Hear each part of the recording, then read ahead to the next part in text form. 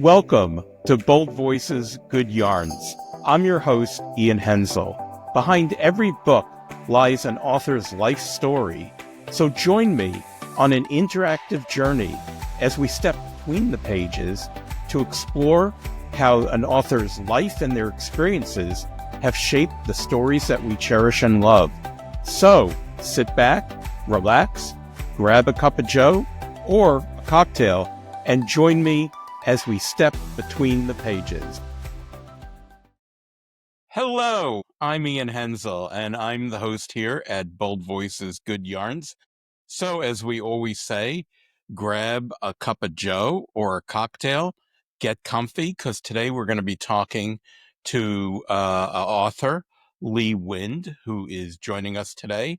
Hi, Lee. Hey, Ian. I'm really happy to be here. Thanks. I'm glad you're here. Oh, and before we go on, make sure to click to subscribe and follow us on YouTube, Spotify, SoundCloud, social media, anywhere you want to find us, we're there. So make sure you follow us. So Lee, you are an author, and what new books do you have out? So, this came out, this is my gay teen love letter to James Bond movies. It's called A Different Kind of Brave. And it's something I was really inspired by all those Bond movies, but wish that they would be queerer. So that's a novel. We call it, it's a YA novel, but really anybody that's over 13 will enjoy it, I hope. And then I have a nonfiction book called The Gender Binary is a Big Lie, which is part of a series I'm doing of nonfiction books for readers age 11 and up with Learner, and different hats, right? A nonfiction hat and then a fiction hat. But the nonfiction was really inspired because I knew so little about my own history of being a gay man, and learning that really empowered me. Yeah, those are my two new latest. Excellent, excellent. I have to ask you, which was your favorite actor for James Bond? No contest. Daniel Craig. Daniel Craig. God, Yes. I'm a Sean Connery kind of. I guess that shows the difference in our ages. Okay, so I was obsessed with so I used to watch Bond movies with my dad growing up, and it was one of those few things that my dad and I were able to bond about. And he loved the women and the gadgets, and I loved the gadgets and the cars, and it was the thing we were able to do together. And there was this iconic moment of Ursula Andress coming out of the water in Doctor No, where she's in the bikini and she's so beautiful, and but I didn't think I wasn't interested in that. But my dad was like, agog. And then, fast forward all those years later, Daniel Craig in his debut as Bond in Casino Royale, he's the guy coming out of the ocean, muscles rippling, dripping sweat in these little boxer swimsuit. And that was the moment where I was like, oh my gosh, my mind has just melted and I totally am in love with this version of James Bond. And I would love to do a queer James Bond version. Well, I liked Bond. I mean, I also love the Gladiator movies, but I did too. Well, I don't know. The last one was pretty. I don't know that I love the no, last one. maybe I'm thinking of the '60s Gladiator Okay. movies. Okay. We're a little bit different in age, so I'm thinking of when they were shooting in Italy the Gladiator movies, the Men in Skirts movies, as I call them. So let's jump in and let's get to know you a little bit better. So, I find it fascinating to talk to people behind books, and people behind books aren't just authors. There are tons of people behind books. To get a book to a reader, there are a lot of people out there. It's a very collaborative effort, but I want to know about you. Can you share about you talked a little bit about watching movies with your dad, but can you share a little bit about your upbringing and how it impacted or shaped your worldview? Sure. My parents were immigrants. They moved to America just a little bit before I was born. They moved from Israel. Their parents had been immigrants to Israel from Poland and Russia and Hungary. And so they kind of brought their homophobia with them, really. And the homophobia came all the way back generations from the old country. And it was very hard. I mean, I knew from age 11 that I was attracted to other guys. And I also pretty much almost instantly, in the moment I figured that out, like maybe 5 minutes later, I also figured out that like I needed to hide that. And I needed to not let anybody, especially my parents, know that that's how I felt, because I thought that I could lose their love. and that I didn't know I was 11 what would happen to me if And about what year would this have been? I always like to place so things it was. kind of in a timeline of history. Yeah, so I was born in 1967, so this would be the 1972. And I remember the exact moment. We were in Lower Manhattan, and we were stopping at a ice cream store. And we lived in Philly, but we were up in Manhattan for the weekend. And the store was very gay, and I had no idea. But there was a guy behind the counter, like scooping ice cream in this sort of like torn jeans and a leather harness. And then there was a woman next to him in a sort of a dominatrix outfit. And it was like a place that tourists went to gawk. And I was totally gawking. I thought the guy was so hot. And in that moment, I was like, I want to Mm. grow up to be the kind of guy that this guy would smile at, like flirty smile at. Cause Wow, because he that's smiled at me and I was like a little kid, right? And I was just melting. and you were 11? I was 11, and then we left, and then my parents and my brother started laughing about how crazy it was and how those people were so weird, and I just was crushed. I just thought, oh my gosh, I can never tell them how I actually feel. And from that moment on, for 14 years, I was like an actor. I was playing a part. I was completely closeted. I dated girls. I'm so sorry to everyone I dated. And it took a really long time to get honest with myself and then to get honest with them. It all ended up working out decades later, but it was really hard. So that was really formative. I mean, I say in my bio in the spy book, I am not now, nor have I ever been a spy, but I did spend 14 years undercover, what other people call in the closet. As do a lot of LGBT people. So I'm a little bit older than you. Dare I say I was bar mitzvahed in 68. And I don't remember much being said. I knew to hide things, but I remember my mother said that lesbians hang out in front of the Gramercy movie theater. And I think the Village. That I don't know, I don't know where she got that, and I don't know where that came out of. So I want to ask you, are there any specific moments in your childhood or young adulthood that inspired you to start writing? When did you start writing? I decided that I was going to be a novelist. This is hysterical. When I was like 15 years old and my dad was like trying to convince me I needed to get a summer job. And I was like, I'm going to write a book. I was a voracious reader as a kid. I read everything Anne McCaffrey ever wrote. My family would be like, where's Lee? And they would be like, he's on Pern, which was the planet where the dragons were in Anne McCaffrey's Hmm. fantasy series. I was obsessed with Dune by Frank Herbert, and I read that every year for 9 years in a row because I just got so much out of it.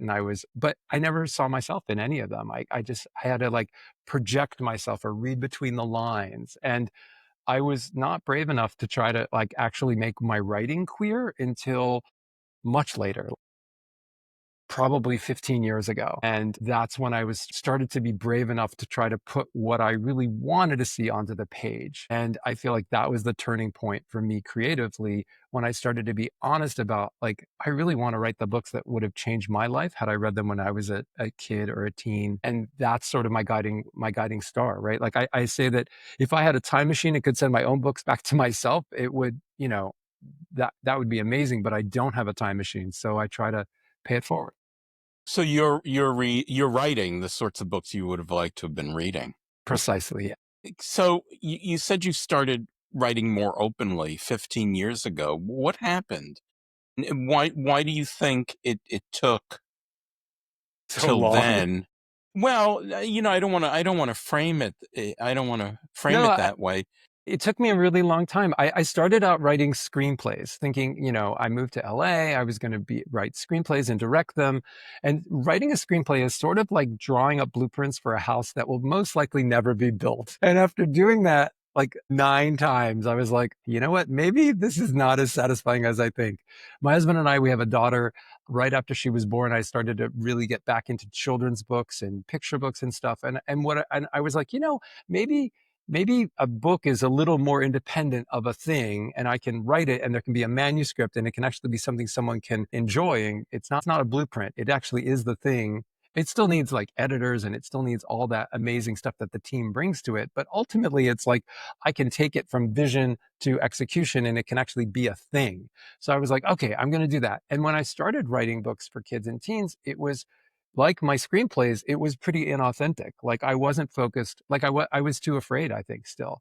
I had the voice in my head from my parents, like, why would you limit yourself in that way? Why would you make your writing gay too? Like, don't you want anyone to read it? Completely ignoring the fact that there's tons of queer people who would love gay books and other people that, I mean, how many straight romances have I sat through?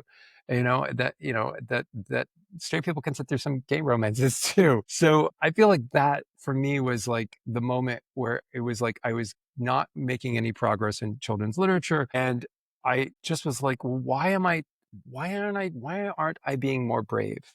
Why aren't I trying to actually write the thing that has meaning? And it was a friend of mine, Esther Hirschenhorn. She became a friend, but she was a published author, very well published. And she evaluated a picture book that I had written. And the picture book was about like manners and a burping frog and a princess. It was like so stupid. And I look back on it and I'm embarrassed, but she said to me something about like, is this really what's most important for you to put out into the world? And of course, the answer was no. I'm not Miss Manners. I don't care about that kind of stuff so much. And then I really kind of became introspective and I'm like, well, what is it? Why am I spending so much of my free time trying to write books for kids and teens? It's not for my ego. It's like, what's the purpose of it? And it really became, that's when I was like, what if I tried to write the books that I didn't have when I was growing up? And I started blogging a long time ago, more than 15 years ago. I started blogging at I'm Here, I'm Queer, What the Hell Do I Read? And I started talking about the few kidlit books that existed that had gay and lesbian and bi and trans characters and themes. And there was maybe 30 when I started, and now there are hundreds that are coming out every year, which is really exciting. And I was like, that's what I want to do. This is the kind of thing I want to do. I just had to get brave enough. It's interesting, and it's interesting where that moment of bravery happens in different people's lives. And I don't think when it comes to ourselves, there is no timetable. It's not like there's a published schedule of, Very well, true. this is we're now arriving at 20, let's get off the station, and this is what we do. And we're now arriving at 25, so it's really a very personal thing. And an author kind of getting closer to their authentic voice and what's meaningful to them Hmm. that's different for everyone. And then we've interviewed authors, and spanning the gamut. We had an interview with an 86-year-old lesbian who's still writing. So there's certainly no set pattern. Uh, are there any other aspects? Go ahead, I was Liz. just going to Sorry. say that it reminds me, I used to do yoga classes a lot, and they would say, eyes on your own mat. And I think that that's really something to think about as a creative person too. Like you can't compare your creative journey to somebody else's creative journey. It's just going to make you crazy, right? Like there's always going to be some prodigy that, at age 12 achieved what you've been dreaming of achieving and you haven't yet. But like it's not a competition. It's like Well, nobody. I forgot who said it. Comparison is a thief of joy. Ooh, that's Um, good. and I wish I could remember. So probably down in comments, there are going to be people furiously typing. But that's I can't remember who said it, but I think it's so true that when comparison is a thief of joy, Hmm. because it diminishes what we're doing. Sometimes it's hard, because we grow up with comparison. Why can't you be more like somebody or other? Or why didn't, so and so got this grade? Why didn't you get it? Or our own internalized, sort of mean voice is like, we can be really mean to ourselves too. And that was a big thing for me when I was coming out to recognize that like I shouldn't like trash talk myself. And even as an author, I still sometimes struggle with that. Like, why aren't you more productive? Why are you doing this? It's like, hey, I'm God, doing the best I can. we're almost going to get Freudian here with the superego and the bias and judgment. And then I refer to the inner toddler, who's the other extreme. When the inner toddler takes over and we do something, oh my God, why did I do that? No, the inner toddler was at the steering wheel. So it's hard to balance that kind of inner internal critic and the inner toddler sometimes to keep, that sense of balance. Are there aspects of your life that readers would be surprised to learn influenced your writing? I think that I want a life that is very non-dramatic, and I want the drama in my fiction. Okay. So I feel like, I write these adventure stories where crazy things happen and it's lots of fun, but I don't particularly want a life where I'm like dodging bullets and racing to save the world. I think my advocacy is more on the page. Okay. All right. Well, I want to ask you a question that I ask all of our authors, we don't just have authors, but all of our guests. And some people love it, some people dread it. And so I'm going to ask you. So I say this every time, when an author creates a story, a book, they're creating a world. And, you may love A Tale of Two Cities. You may love Dickens, but who wants to be there? So if you could live in a book, what book would you live in or visit? Okay, so I did do my homework and I thought about this, and I really would love to live in. I'm looking for the author's name because isn't that remarkable that I remember the book's title but not the author's name? It's Red, White, and Royal Blue, and I think it is Casey McQuiston. I it was just this. It's this gay romance. It's this gay love story, and it's like the son of the U.S. president, and then like the Prince of England, like the guy that's going to be king of England, and they have a sort of like hate to love sort of arc, and it is about them sort of in their early 20s, sort of like being honest about themselves and their attraction. And at the same time, because of who they are, it has a sort of transformative effect in terms of it feeling really liberation. And the chapters start with like quotes from history. And I'm really obsessed with history and especially gay people's role in history. So it was very inspiring and it felt very hopeful and uplifting. And especially in a political sense, it felt like there was hope. And I think that I could use a good dollop of hope every now and then. And they made a lovely movie of it as well.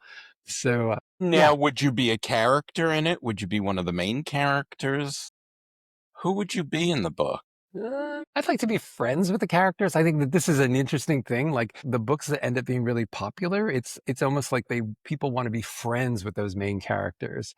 And I think about that sometimes. Like as a creator, like am I doing a job where the readers are going to feel like they want to be friends with these characters and hang out with them? I don't want to supplant anyone. I worked so hard at not being myself that I really just want to be myself. A funny story from when we started dating. My husband and I have been together for 28 years. When you go to like a coffee place and they say, "What's your name?" and they write your name on the cup. My husband's name is Mark, and every time, because he's an actor, he gives a different name, and it's like a game for him. He'll use Pete or like Jose or like he'll just change it up, and every time he'll use a different name. And me, I never change it. I'm Lee. I worked so hard to get to the point where I liked myself and I was proud of being Lee that I never want to be somebody else. So you would be Lee, a character, one of the best friends, Yes, I would be one of hanging the out with you them. you would be a pal. I would be a pal. Exactly. I would be the Okay. gay best friend. Excellent, excellent. Well, again, I want to remind everybody to please subscribe. Your support is very important to us. And Lee, this has been absolutely delightful. Perhaps we could have you on the program again to talk about some other aspects of your life. But thank you so much for joining us today. I really appreciate the opportunity. Thank you, Ian. I'm excited to listen to more of the episodes that you've recorded. Thank you. And we'll see everyone online. Thank you, everyone, for joining us today. This is Ian Henzel. I've been in conversation with Lee Wind. I am the host of Bold Voices, Good Yarns. So we'll see you online again real soon. Thanks. You've been listening to Bold Voices, Good Yarns, brought to you by Rattling Good Yarns Press. Subscribe to our channels on Spotify and YouTube, and follow us on social media. Search for Rattling Good Yarns Press. Also, visit our website at rattlinggoodyarns.com, where you can find great reads and interesting articles about the world of books. See you soon!